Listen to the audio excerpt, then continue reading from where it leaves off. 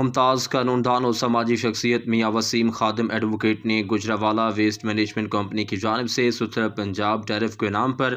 51,500 افراد پر مشتمل قصبہ ڈنگا کو بڑا شہر قرار دے کر بھاری بل بھیجنے پر چھوٹے دکانداروں کی طرف سے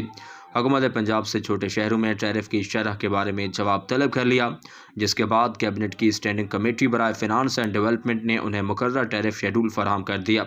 جاری کردہ شیڈول کے مطابق صفائی کے نام پر دکانوں سے یو ٹیرف وصول کیا جائے گا۔ 5 مرلے پر مشتمل چھوٹے کاروبار والی دکان سے ماہانہ 500 روپے، 5 سے 10 مرلے پر قائم دکان سے میڈیم بزنس کے نام پر 1,000 روپے ماہانہ، 10 سے 20 مرلہ یا اس سے زائد رقبے پر مشتمل لارج بزنس کرنے والوں سے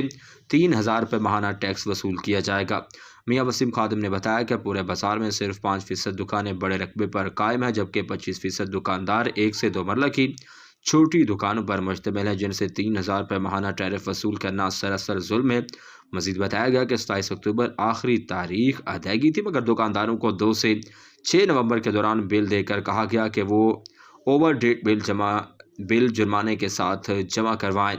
انہوں نے مزید کہا کہ جب ایک مالک ایک ہی کاروبار کر رہا ہے اور ایک ہی نام کا بورڈ لگا ہے، لیکن اس کے 2 یا 3 شٹر ہیں، تو اسے کسی طرح 3 الگ کاروبار کے طور پر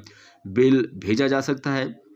مثال کے طور پر انہوں نے کہا کہ میرے پڑوس میں ایک دکان ملٹی فارم اینڈ پردہ کلاتھ ہے، مگر اسے ملٹی فارم کا الگ اور پردہ کلاتھ کا الگ بل بھیجا گا،